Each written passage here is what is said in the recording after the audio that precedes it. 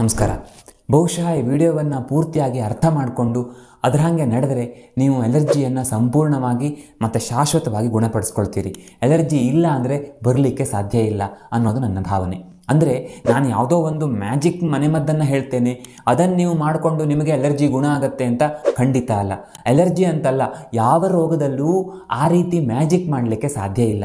ಆದರೆ ಯಾವಾಗ ನಾವು ಒಂದು ಸಮಸ್ಯೆಯ ಕಾರಣ ಮತ್ತು ಆ ಕಾರಣಕ್ಕೆ ಸರಿಯಾದ ಪರಿಹಾರವನ್ನು ಕಂಡುಕೊಳ್ತೀವೋ ಆಗ ಅದಕ್ಕೆ ಶಾಶ್ವತ ಪರಿಹಾರ ಸಿಗತ್ತೆ. ಎಲರ್ಜಿಯ ವಿಷಯದಲ್ಲೂ ಹಾಗೆ. ನಾವು ಎಲರ್ಜಿಯ ಸಿಂಪ್ಟಮ್ಸನ್ನು ಸಪ್ರೆಸ್ ಮಾಡೋದಲ್ಲ, ಎಲರ್ಜಿ ಯಾವ ಕಾರಣಕ್ಕೆ ಆಗಿದೆ ನೋಡಿ ಅದಕ್ಕೆ ಪರಿಹಾರ ಮಾಡಿಕೊಂಡ್ರೆ ಖಂಡಿತ ಇದು ಎಷ್ಟೇ ವರ್ಷಗಳಿಂದ ತೊಂದರೆ ಕೊಡ್ತಾ ಇದ್ದರೂ ಗುಣ ಆಗುತ್ತೆ. ಈ ವಿಡಿಯೋದಲ್ಲಿ ಎಲರ್ಜಿಯ ಕಾರಣಗಳೇನು, ಅದರ ಟೈಪ್ಸ್ ಮತ್ತು ಸಿಂಪ್ಟಮ್ಸ್ ಏನು, ಅದಕ್ಕೆ ಕಾರಣಕ್ಕೆ ತಕ್ಕಂತೆ ಏನು ಚಿಕಿತ್ಸೆಯನ್ನು ಮಾಡ್ಕೋಬೇಕು, ಅದಕ್ಕೆ ಮನೆಮದ್ದು ಪಥ್ಯ ಏನೇನು ಮಾಡ್ಕೊಳ್ಬೋದು, ಮತ್ತು ಕೊನೆಯದಾಗಿ ತುಂಬ ಸಿಂಪಲ್ ಆದ 3 ಸ್ಪೆಷಲ್ ಚಿಕಿತ್ಸೆಗಳನ್ನು ಹೇಳ್ತೇನೆ. ಮೊದಲನೇದಾಗಿ ಕಾರಣಗಳು. ಮೊದಲನೆಯ ಕಾರಣ ಅಗ್ನಿಮಾಂದ್ಯ. ಅಂದರೆ ನಮ್ಮ ದೇಹದಲ್ಲಿ ಇರುವಂಥ ಜಾಠರಾಗ್ನಿ, ಭೂತಾಗ್ನಿ, ಧಾತ್ವಾಗ್ನಿಗಳಲ್ಲಿ ಇರೋ ಮಾಂದ್ಯ ಅಥವಾ ಅದು ಚೆನ್ನಾಗಿ ಕೆಲಸ ಮಾಡ್ತಾ ಇಲ್ಲ ಅಂತ. ಸಿಂಪಲ್ಲಾಗಿ ಹೇಳಬೇಕಂದ್ರೆ ದೇಹದಲ್ಲಿ ಸರಿಯಾಗಿ ಏನೇನು ಟ್ರಾನ್ಸ್ಫಾರ್ಮ್ ಆಗಬೇಕಲ್ಲ ಅದೆಲ್ಲ ಆಗದೇ ಇರೋದು ಅಂತ ಹೇಳ್ಬೋದು. ಈ ಅಗ್ನಿಯ ಕೊರತೆಯಿಂದಾಗಿ ದೇಹ ವ್ಯತಿರಿಕ್ತವಾಗಿ ಕೆಲಸ ಮಾಡಲಿಕ್ಕೆ ಶುರು ಮಾಡುತ್ತೆ. ಹಾಗಾಗಿಯೇ ನಾವು ಸರ್ವೇಪಿ ಮಂದಾಗ್ನವು ಅಂತ ಹೇಳೋದು. ಅಂದರೆ ಎಲ್ಲ ರೋಗಗಳಿಗೆ ಮೂಲ ಮಂದಾಗ್ನಿ ಅಂತ. ಈ ಮಾಡರ್ನ್ ಸೈನ್ಸ್ ಪ್ರಕಾರ ನಮ್ಮ ದೇಹದಲ್ಲಿ ಇರುವಂಥ ರೋಗ ನಿರೋಧಕ ಶಕ್ತಿ ವ್ಯತಿರಿಕ್ತವಾಗಿ ಕೆಲಸ ಮಾಡಿದಾಗ, ಅಂದರೆ ಈಗ ಸಿಂಪಲ್ಲಾಗಿ ಹೇಳಬೇಕು ಅಂದರೆ ನಾವು ಮನೆಯಲ್ಲಿ ಸಾಕಿರುವಂಥ ನಾಯಿ ಕಳ್ಳರು ಬಂದರೆ ಬೊಗಳ್ಬೇಕು, ಬದಲಿಗೆ ಅಲ್ಲಿ ಏನೋ ಒಂದು ಎಲೆ ಅಲುಗಾಡ್ತು, ಮತ್ತೆಲ್ಲೋ ಗಾಳಿ ಬೀಸ್ತು, ಇನ್ನೆಲ್ಲೋ ದೂರದಲ್ಲಿ ಹಕ್ಕಿ ಕೂಗ್ತು, ಇದೆಲ್ಲ ಕಾರಣಕ್ಕೆ ಇಡೀ ದಿನ ಬೊಗಳ್ತಾ ಇದ್ದರೆ ಹೇಗಿರುತ್ತೆ? ಅದೇ ಥರ ನಮ್ಮ ದೇಹದಲ್ಲಿರುವ ರೋಗ ನಿರೋಧಕ ಶಕ್ತಿ ಅನಾವಶ್ಯಕವಾಗಿ ಸ್ವಲ್ಪ ಧೂಳು, ಅಗರಬತ್ತಿ ಹೊಗೆ, ತಂಪು ಗಾಳಿ, ಪರ್ಫ್ಯೂಮ್ಸ್ ಇದಕ್ಕೆಲ್ಲ ಏನೋ ಆಗೋಯ್ತು, ದೊಡ್ಡದೇನೋ ಸಮಸ್ಯೆ ಆಗೋಯ್ತು ಅಂತ ಗಾಬರಿಗೆ ಬೀಳೋದಕ್ಕೆ ಎಲರ್ಜಿ ಅಂತ ಸಿಂಪಲ್ ಭಾಷೆಯಲ್ಲಿ ಹೇಳ್ಬೋದು. ಆ ಥರ ಗಾಬರಿಗೆ ಬಿದ್ದು ಏನು ಮಾಡುತ್ತದು? ಏನೋ ದೊಡ್ಡ ಸಮಸ್ಯೆ ಆಗಿಬಿಟ್ಟಿದೆ, ಅದನ್ನೆಲ್ಲ ನಾವು ಒಳಗಡೆ ಏನೋ ಬಂದುಬಿಟ್ಟಿದೆ ಭಯಂಕರವಾದ್ದು, ಅದನ್ನು ಹೊರಗೆ ಕಿತ್ತು ಬಿಸಾಕಬೇಕು ಅಂತ ದಳ ನೀರು ಇಳಿಯೋದು, ಸೀನ್ ಬರೋದು, ಕಫ ಬರೋದು, ಕೆಮ್ಮು ಬರೋದು, ಎಲ್ಲ ಸೈನಸಸ್ಸಲ್ಲಿ ತುಂಬಿಕೊಳ್ಳೋದು, ಇದು ಏನು ಕಫ ಅಥವಾ ಕೀವು ತುಂಬಿಕೊಳ್ಳೋದು, ಇದೆಲ್ಲ ಸುಮಾರು ಸಮಸ್ಯೆಗಳಾಗ್ತವೆ. ಉದಾಹರಣೆಗೆ ಎಲ್ಲೋ ಒಂದು ಕಡೆ ಯಾರೋ ಚಿಕ್ಕ ಮಕ್ಕಳು ಹೊಡೆದಾಡ್ತಿದ್ದಾರೆ ಅಂತ ಇಟ್ಕೊಳ್ಳಿ. ಆಗ ನಮ್ಮ ಸೈನಿಕರು ಅಯ್ಯೋ ಯುದ್ಧ ಶುರುವಾಗಿದೆ ಅಂತಂದುಕೊಂಡು ಬಾಂಬ್ ಹಾಕಿದರೆ ಹೇಗಿರುತ್ತೆ? ಅದೇ ಥರ ಆಗ್ತಾ ಇರೋದಕ್ಕೆ ನಾವು ಎಲರ್ಜಿ ಅಂತ ಹೇಳೋದು. ಆದರೆ ಈ ರೋಗ ನಿರೋಧಕ ಶಕ್ತಿ ಈ ರೀತಿ ಮಾಡಲಿಕ್ಕೆ ಮುಖ್ಯ ಕಾರಣಗಳಲ್ಲಿ ಒಂದು ಈ ಮಂದಾಗ್ನಿ. ಹಾಗಾಗಿ ಆಯುರ್ವೇದದಲ್ಲಿ ಊಟದ ವಿಷಯದಲ್ಲಿ, ನಾವು ತಿನ್ನುವ ಆಹಾರದ ವಿಷಯದಲ್ಲಿ ತುಂಬ ರೀತಿಯ ಕಂಡೀಷನ್ಸ್ ಹಾಕಿರೋದು. ನಾವು ಹೊಟ್ಟೆಯ ಮುಕ್ಕಾಲು ಭಾಗ ಮಾತ್ರ ಊಟ ಮಾಡಬೇಕು, ಹಸಿವಿಲ್ಲದೆ ಇರುವಾಗ ಮತ್ತೆ ಊಟ ಮಾಡಬಾರ್ದು, ಸೂರ್ಯಾಸ್ತದ ನಂತರ ಆಹಾರವನ್ನು ತೆಗೆದುಕೊಳ್ಳದೇ ಇರೋದು ಒಳ್ಳೆಯದು, ತೆಗೆದುಕೊಳ್ಳದಿದ್ದರೂ ತುಂಬ ಲೈಟಾಗಿರುವಂಥ ಆಹಾರವನ್ನು ಮಾತ್ರ ಸ್ವಲ್ಪ ಕಡಿಮೆ ಪ್ರಮಾಣದಲ್ಲಿ ಸೇವನೆಯನ್ನು ಮಾಡಬೇಕು. ಈ ರೀತಿ ನೂರಾರು ವಿಷಯಗಳನ್ನು ಎಕ್ಸ್ಪ್ಲೇನ್ ಮಾಡೋಕ್ಕೆ ಇದೇ ಕಾರಣ. ಇಂಥ ತಪ್ಪಿಂದನೇ ಅಗ್ನಿಮಾಂದ್ಯ ಉಂಟಾಗತ್ತೆ. ಇನ್ನೊಂದು ಮುಖ್ಯ ಕಾರಣ ವಿರುದ್ಧಾಹಾರಗಳ ಸೇವನೆ. ವಿರುದ್ಧಾಹಾರ ಅಂದರೆ ಒಂದಕ್ಕೊಂದು ಹೊಂದೇ ಇರುವಂಥ ಫುಡ್ ಐಟಮ್ಸನ್ನು ಸೇರಿಸ್ಕೊಂಡು ಸೇವನೆ ಮಾಡೋದು ಅನ್ನೋದು ಭಾಳಷ್ಟು ಜನರು ಅಂದ್ಕೊಂಡಿರುವಂಥ. ಆದರೆ ವಿರುದ್ಧಾಹಾರ ಅಂದರೆ ಆ ಥರದ ರಾಂಗ್ ಫುಡ್ ಕಾಂಬಿನೇಷನ್ ಒಂದೇ ಅಲ್ಲ, ಅದೂ ಕೂಡ ಹೌದು. ಆ್ಯಕ್ಚುಲಿ 18 ರೀತಿಯ ವಿರುದ್ಧಗಳನ್ನು ಆಯುರ್ವೇದದಲ್ಲಿ ಹೇಳ್ತಾರೆ. ಬಹುತೇಕ ನನ್ನ ಹಿಂದಿನ ವಿಡಿಯೋಗಳನ್ನು ನೋಡಿದರೆ, ನೀವು ನಿರಂತರವಾಗಿ ನನ್ನ ವಿಡಿಯೋಸ್ ಫಾಲೋ ಮಾಡ್ತಾ ಇದ್ದರೆ ಎಷ್ಟೋ ವಿಷಯಗಳನ್ನು ಹೇಳುವಾಗ ನಾನು ಅದನ್ನು ಕವರ್ ಮಾಡಿದ್ದೇನೆ. ಸ್ಪೆಷಲ್ಲಾಗಿ ವಿರುದ್ಧ ಆಹಾರಗಳ ಬಗ್ಗೆನೇ ಆದಷ್ಟು ಬೇಗ ವಿಡಿಯೋ ಮಾಡಬೇಕು ಅಂದ್ಕೊಂಡಿದ್ದೇನೆ, ವಿಡಿಯೋ ಕೊಡ್ತೇನೆ.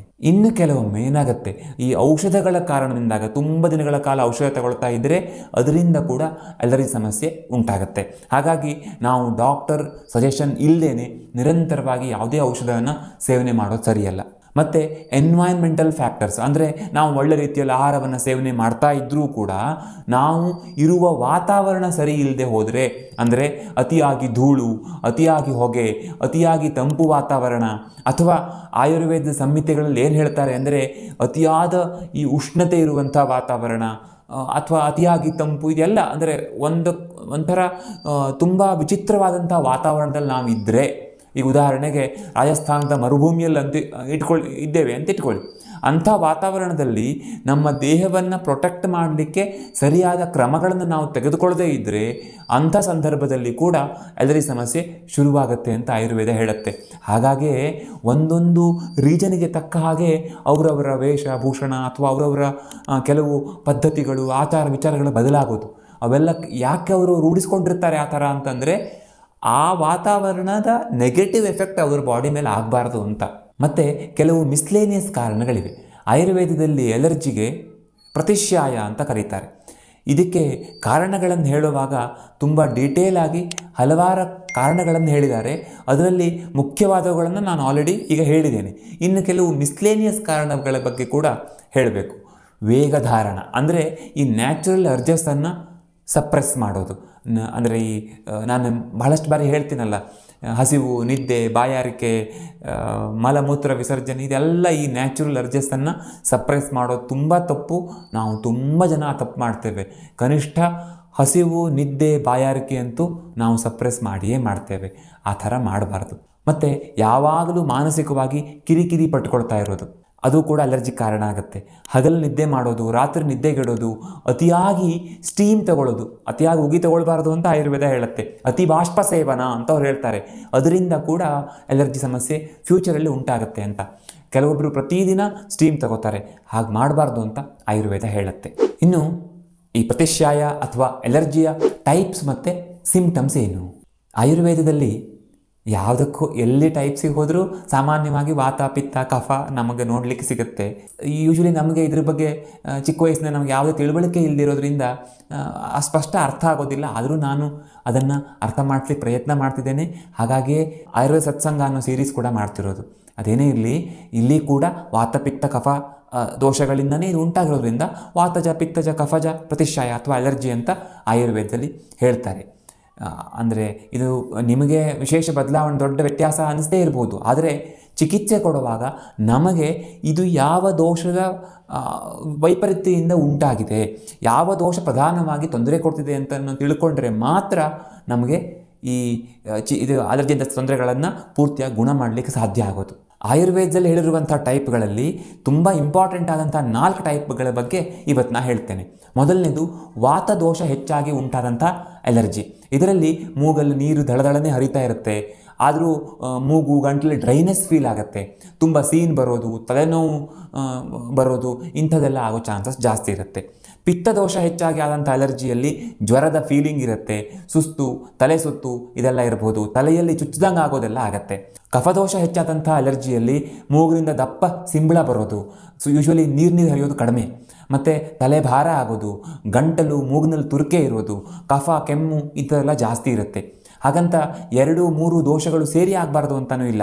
ಆ ಥರ ಸೇರಿದಾಗ ವಾತ ಪಿತ್ತಜ ಪ್ರತಿಶ್ಯಾಯ, ಕಫ ಪಿತ್ತಜ ಪ್ರತಿಶ್ಯಾಯ ಅಂತಂದರೆ ಈ ಕಫ ಮತ್ತು ಪಿತ್ತ ಸೇರಿ ಸಮಸ್ಯೆ ಆಗಿದೆ ಅಂತ. ಅದಕ್ಕೆ ತಕ್ಕನಾದ ಔಷಧ ಚಿಕಿತ್ಸೆಗಳನ್ನು ಕೂಡ ಆಯುರ್ವೇದ ಹೇಳುತ್ತೆ. ಸೊ ಆ ಥರ 2 ದೋಷಗಳು ಸೇರಿಕೊಂಡಿರುವಾಗ ಯಾವ ಔಷಧ ಚೆನ್ನಾಗಿ ಕೆಲಸ ಮಾಡುತ್ತೆ ಅನ್ನೋದನ್ನು ಯೋಚನೆ ಮಾಡಿ ನಾವು ಔಷಧ ಕೊಡಬೇಕಾಗತ್ತೆ.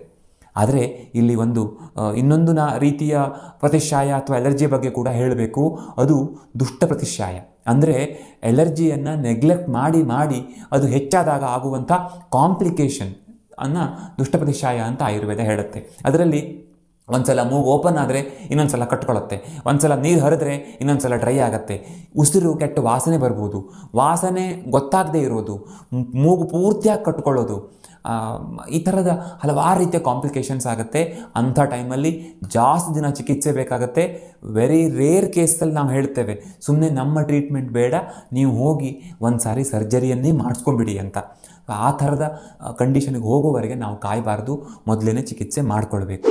ಇನ್ನು ಮನೆಮದ್ದು ಮತ್ತು ಪಥ್ಯದ ಬಗ್ಗೆ ತಿಳ್ಕೊಳ್ಳೋಣ. ತುಂಬ ಕಡಿಮೆ ಪ್ರಮಾಣದಲ್ಲಿ ಇರುವಂಥ ಅಲರ್ಜಿ ಸಮಸ್ಯೆಗಳಿಗೆ ಈಗ ನಾನು ಹೇಳಲಿಕ್ಕೆ ಹೊರಟಿರುವಂಥ ಮನೆಮದ್ದು ಸಾಕಾಗುತ್ತೆ. ತುಂಬ ಜಾಸ್ತಿ ಇದ್ದಾಗ ಯಾವ್ಯಾವ ರೀತಿ ಚಿಕಿತ್ಸೆಗಳನ್ನು ತೆಗೆದುಕೊಳ್ಬೇಕು ಅನ್ನೋದನ್ನು ನಾನು ಮುಂದೆ ಹೇಳ್ತೇನೆ. ಮೊದಲನೇದಾಗಿ ಅಲರ್ಜಿಗೆ ತುಂಬ ಹೆಲ್ಪ್ ಆಗುವಂಥದ್ದು ಅರಿಶಿನ. ಹಾಗಾಗಿ ದಿನಕ್ಕೊಂದು ಅರ್ಧ ಚಮಚ, ನಿಮಗೆ ಉಷ್ಣ ಆಗೋದಿಲ್ಲ ಅಂತಾದರೆ 1 ಚಮಚ ಅರಿಶಿನ ತಗೊಂಡು ಅದಕ್ಕೆ ಜೇನುತುಪ್ಪ ಹಾಕಿ ಮಿಕ್ಸ್ ಮಾಡಿ ಇಟ್ಕೊಳ್ಬೇಕು. ಇದನ್ನು ದಿನಕ್ಕೊಂದು 4-5 ಬಾರಿ ಆಗಾಗ ನೆಕ್ತಾ ಇರಬೇಕು. ಇದರಿಂದ ನಮ್ಮ ದೇಹದ ಇಮ್ಯುನಿಟಿ ಹೆಚ್ಚಾಗೋದು ಒಂದೇ ಅಲ್ಲದೆ ಅರಿಶಿಣದ ಆ್ಯಂಟಿ ಇನ್ಫ್ಲಮೇಟ್ರಿ ಮತ್ತು ಆ್ಯಂಟಿ ಅಲರ್ಜಿ ಪ್ರಾಪರ್ಟೀಸಿಂದಾಗಿ ಬಹಳ ಬೇಗ ಈ ಅಲರ್ಜಿ ಸಮಸ್ಯೆ ಕಂಟ್ರೋಲಿಗೆ ಬರುತ್ತೆ. ಎರಡನೇದು, ವಿಶೇಷವಾಗಿ ಈ ಅಗ್ನಿಮಾಂದ್ಯದ ಕಾರಣದಿಂದಾಗಿ ಸಮಸ್ಯೆ ಉಂಟಾಗಿದೆ ಅಂತಾದರೆ ಒಣಶುಂಠಿ ಪುಡಿ, ಅದರ ಕಾಲು ಭಾಗ ಸೈಂಧವ ಲವಣವನ್ನು ಮಿಕ್ಸ್ ಮಾಡಿ ಇಟ್ಕೊಳ್ಬೇಕು. ದಿನಕ್ಕೊಂದು 4-5 ಬಾರಿ ಒಂದೊಂದು ಚಿಟಿಕೆ ಈ ಪುಡಿಯನ್ನು ಬಾಯಿಗೆ ಹಾಕಬೇಕು. ಇದರಿಂದಾಗಿ ಭೂತಾಗ್ನಿ ಧಾತ್ವಾಗ್ನಿ ಮಾಂದ್ಯ ಇದ್ದರೂ ಕೂಡ ಅದು ಕಂಟ್ರೋಲಿಗೆ ಬಂದು ಸಮಸ್ಯೆ ಪರಿಹಾರ ಆಗುತ್ತೆ. ಸಮಟೈಮ್ಸ್ ವಿರುದ್ಧ ಆಹಾರದಿಂದ ಅಥವಾ ದೇಹದಲ್ಲಿ ವಿಷ ಅಂದರೆ ಟಾಕ್ಸಿಕ್ ಐಟಮ್ಸನ್ನು ಸೇವನೆ ಮಾಡಿರೋ ಕಾರಣದಿಂದ ನಮಗೆ ಅಲರ್ಜಿ ಸಮಸ್ಯೆ ಉಂಟಾಗಿದ್ದರೆ ಕಹಿಬೇವು ತುಂಬ ಚೆನ್ನಾಗಿ ಕೆಲಸ ಮಾಡುತ್ತೆ. ವಾರದಲ್ಲಿ 2 ದಿನ ಕಹಿಬೇವಿನ ಕಷಾಯ ಮಾಡಿ ಸೇವನೆ ಮಾಡ್ತಾ ಇದ್ದರೆ ಆಗ ಎಲ್ಲ ರೀತಿಯಲ್ಲೂ ಅನುಕೂಲ ಆಗುತ್ತೆ. ಅಲರ್ಜಿ ಕಂಟ್ರೋಲಿಗೆ ಬರಲಿಕ್ಕೆ ಖಂಡಿತ ಹೆಲ್ಪ್ ಆಗುತ್ತೆ. ಕೆಲವೊಬ್ಬರಿಗೆ ಮೂಗಿನಲ್ಲಿ ಬರೀ ನೀರು ಸುರಿತಾ ಇರೋದು, ಬೆಳಗ್ಗೆ ಎದ್ದ ತಕ್ಷಣ ಅತಿಯಾಗಿ ಸೀನ್ ಬರೋದು ಆಗ್ತಾ ಇರುತ್ತೆ. ಕಫದೋಷ ತುಂಬ ಜಾಸ್ತಿ ಆಗಿರುತ್ತೆ, ಸಿಂಬಳ ದಪ್ಪ ಆಗು ಕೂಡ ಬರುವ ಚಾನ್ಸಸ್ ಇರುತ್ತೆ. ಅಂಥವರು ಹುರಿಗಡಲೆ ಅಥವಾ ಮಂಡಕ್ಕಿ ಅಂತ ನಾವು ಹೇಳ್ತೀವಲ್ಲ, ಅದನ್ನು ಒಂದು ಮುಷ್ಟಿಯಷ್ಟು ನಿತ್ಯ ಸೇವನೆ ಮಾಡಬೇಕು. ಇದರ ರೂಕ್ಷ ಗುಣದ ಕಾರಣದಿಂದಾಗಿ ಹೆಚ್ಚಾದಂಥ ಕಫದೋಷ ಕಂಟ್ರೋಲಿಗೆ ಬಂದು ಅಲರ್ಜಿ ಕಡಿಮೆ ಆಗುತ್ತೆ. ಆದರೆ ಇಲ್ಲಿ ಒಂದು ಸಮಸ್ಯೆ ಏನಂತಂದರೆ ಇದರಿಂದಾಗಿ ದೇಹದಲ್ಲಿ ವಾತ ಜಾಸ್ತಿ ಆಗುವಂಥ ಚಾನ್ಸಸ್ ಇರುತ್ತೆ. ಹಾಗಾಗಿ ಇದನ್ನು ಸೇವನೆ ಮಾಡ್ತಾ ಇದ್ದರೆ ಸ್ವಲ್ಪ ಹೆಚ್ಚಿನ ಪ್ರಮಾಣದಲ್ಲಿ ತುಪ್ಪವನ್ನು ತೆಗೆದುಕೊಳ್ಬೇಕಾಗತ್ತೆ. ತುಪ್ಪವನ್ನು ಬಿಸಿ ಅನ್ನದ ಜೊತೆಗೆ ಅಥವಾ ಬಿಸಿನೀರಿನಲ್ಲಿ ಹಾಕ್ಕೊಂಡು ಸೇವನೆ ಮಾಡಬಹುದು.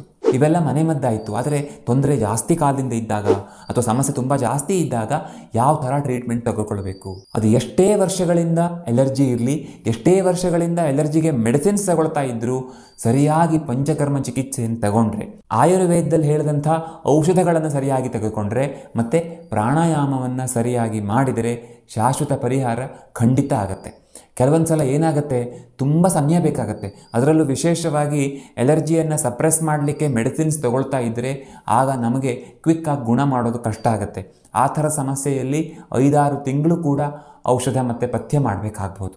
ತೀರಾ ಅಪರೂಪದ ಕೇಸಲ್ಲಿ ಅಷ್ಟೊಂದು ದಿನ ಬೇಕಾಗತ್ತೆ. ಆದರೂ ಶಾಶ್ವತ ಪರಿಹಾರ ಖಂಡಿತ ಆಗುತ್ತೆ. ಯಾಕೆಂದರೆ ಆಯುರ್ವೇದದಲ್ಲಿ ಅಂಥ ಒಳ್ಳೆಯ ಔಷಧಗಳಿವೆ. ಇನ್ನು ನಾನು ಕೆಲವು ಸ್ಪೆಷಲ್ ವಿಷಯಗಳನ್ನು ಹೇಳ್ತೇನೆ ಅಂತ ಹೇಳಿದ್ದೆ. ಯಾಕೆ ಸ್ಪೆಷಲ್ ಅಂದರೆ ಇಲ್ಲಿ ಔಷಧನೂ ಇಲ್ಲ, ಹೊಟ್ಟೆಗೆ ತೆಗೆದುಕೊಳ್ಳುವಂಥ ಮನೆಮದ್ದು ಕೂಡ ಇಲ್ಲ. ಮೊದಲನೇದು ಬಿಸಿಲು. ವಿಶೇಷವಾಗಿ ವಾತದೋಷ ಮತ್ತು ಕಫದೋಷ ಹೆಚ್ಚಾಗಿ ಆದಂಥ ಸಮಸ್ಯೆಗಳಿರುವಾಗ ಇದು ತುಂಬ ಹೆಲ್ಪ್ಫುಲ್. ಬಿಸಿಲಿಗೆ ಮೈ ಒಡ್ಡೋದು ಕಷ್ಟ ಆಗುತ್ತೆ ಅಂತಾದರೆ ಬರೀ ಎಳೆ ಬಿಸಿಲಿಗೆ ಮೈ ಒಡ್ಡಿದ್ರೂ ಅನುಕೂಲ ಆಗುತ್ತೆ. ಆಯುರ್ವೇದದ ಪ್ರಕಾರ ಇದು ಒಂಥರ ಚಿಕಿತ್ಸೆ. ಈ ಚಿಕಿತ್ಸೆಯನ್ನು ತೆಗೆದುಕೊಳ್ಳೋದ್ರಿಂದ ನಮ್ಮ ದೇಹದಲ್ಲಿರುವಂಥ ಅಗ್ನಿಮಾಂದ್ಯ ಕಡಿಮೆ ಆಗುತ್ತೆ, ವಿಷದ ಅಂಶ ಕಡಿಮೆ ಆಗುತ್ತೆ. ವಿಶೇಷವಾಗಿ ವಾತ ಕಫ ದೋಷಗಳು ಕಂಟ್ರೋಲಿಗೆ ಬರ್ತವೆ. ಎಷ್ಟು ಹೊತ್ತು ಸಾಧ್ಯ ಆಗುತ್ತೋ ಅಷ್ಟೊತ್ತು, ಸುಮಾರು ಒಂದು 10-15 ನಿಮಿಷ ಆದರೂ ನಾವು ಬಿಸಿಲಿಗೆ ದೇಹವನ್ನು ಒಡ್ಕೊಳ್ಬೇಕು. ಎರಡನೇದು ಉಪವಾಸ. ಇದು ವಿಶೇಷವಾಗಿ ಕಫದೋಷ ಹೆಚ್ಚಾಗಿ ಆದಂಥ, ಅದರಲ್ಲೂ ಈ ಅಗ್ನಿಮಾಂದ್ಯ ಮತ್ತು ವಿರುದ್ಧ ಆಹಾರ ಈ ಥರದ ಕಾರಣಗಳಿಂದಾಗಿ ನಮಗೆ ಅಲರ್ಜಿ ಸಮಸ್ಯೆ ಉಂಟಾಗಿದ್ದರೆ ಇದು ತುಂಬ ಹೆಲ್ಪ್ಫುಲ್. ಆದರೆ ಅತಿಯಾಗಿ ವೀಕ್ನೆಸ್ ಇದ್ದರೆ, ಹಸಿವೆಯನ್ನು ತಡ್ಕೊಳ್ಳಿಕ್ಕಾಗಲ್ಲ ಅನ್ನುವವರಿಗೆ ಉಪವಾಸ ಬೇಡ. ನಾನು ಉಪವಾಸದ ಬಗ್ಗೆ ಹಲವಾರು ಬಾರಿ ಹೇಳಿದ್ದೇನೆ. ನೀವು doctor Vinayak Hebbar intermittent fasting ಅಂತ ಸರ್ಚ್ ಮಾಡಿದರೆ ನಿಮಗೆ 3 ವಿಡಿಯೋ ಸಿಗುತ್ತೆ. ನೀವು ಆ 3 ವಿಡಿಯೋ ನೋಡಿಕೊಂಡು ಉಪವಾಸವನ್ನು ಮಾಡಬಹುದು. ಉಪವಾಸ ಅಲರ್ಜಿಯ ವಿಷಯದಲ್ಲಿ ತುಂಬ ಅದ್ಭುತವಾಗಿ ಕೆಲಸ ಮಾಡುತ್ತೆ. ಹಾಗಾಗಿ ಅದನ್ನು ಯಾವುದೇ ಕಾರಣಕ್ಕೂ ನೆಗ್ಲೆಕ್ಟ್ ಮಾಡೋ ಹಾಗಿಲ್ಲ. ತುಂಬ ಒಳ್ಳೆಯ ಫೀಡ್ಬ್ಯಾಕ್ ಕೂಡ ನನಗೆ ಸಿಕ್ಕಿದೆ. ನಾನು ಬೇರೆ ಯಾವುದೋ ಕಾರಣಕ್ಕೆ ಉಪವಾಸ ಮಾಡಿ ಅಂತ ಹೇಳಿರ್ತೇನೆ, ಆದರೆ ಅವರು ಉಪವಾಸ ಮಾಡಿದ ನಂತರ ಆ ಸಮಸ್ಯೆ ಗುಣ ಆಗಿರೋದಷ್ಟೇ ಅಲ್ಲ, ಅಲರ್ಜಿ ಕೂಡ ಗುಣ ಆಯಿತು ಅಂತ ಹೇಳ್ಕೊಂಡು ಬರ್ತಾರೆ. ಇನ್ನು ಕೊನೆಯದು ಪ್ರತಿಮರ್ಶನಸ್ಯ. ಇದು ವಾತ ಪಿತ್ತ ಕಫ 3 ದೋಷಗಳಿಂದ ಉಂಟಾದ ಸಮಸ್ಯೆಗಳಲ್ಲಿ ತುಂಬ ಅನುಕೂಲಕರ. ನೀವು ಅಣುತೈಲವನ್ನು ಬಳಕೆ ಮಾಡಿ ನಸ್ಯವನ್ನು ಮಾಡ್ಕೊಳ್ಬೋದು. ಅಥವಾ ನೀವು ಆಯುರ್ವೇದ ವೈದ್ಯರನ್ನು ಭೇಟಿಯಾಗಿ ಯಾವ ದೋಷದಿಂದ ನಿಮಗೆ ತೊಂದರೆಯಾಗಿದೆ ಅದಕ್ಕೆ ಬೇಕಾದ ಹಾಗೆ ತೈಲವನ್ನು ಕೇಳಿಕೊಂಡು ಅದನ್ನು ಉಪಯೋಗಿಸ್ಬೋದು.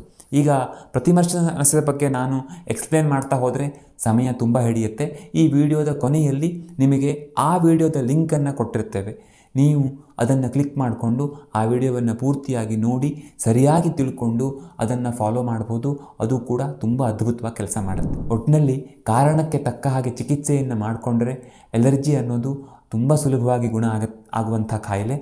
ಧನ್ವಂತರಿ ನಮಗೆಲ್ಲರಿಗೂ ಆರೋಗ್ಯವನ್ನು ಕೊಡಲಿ. ಮುಂದಿನ ವಿಡಿಯೋದಲ್ಲಿ ಮತ್ತೆ ಸಿಗೋಣ. ಧನ್ಯವಾದ.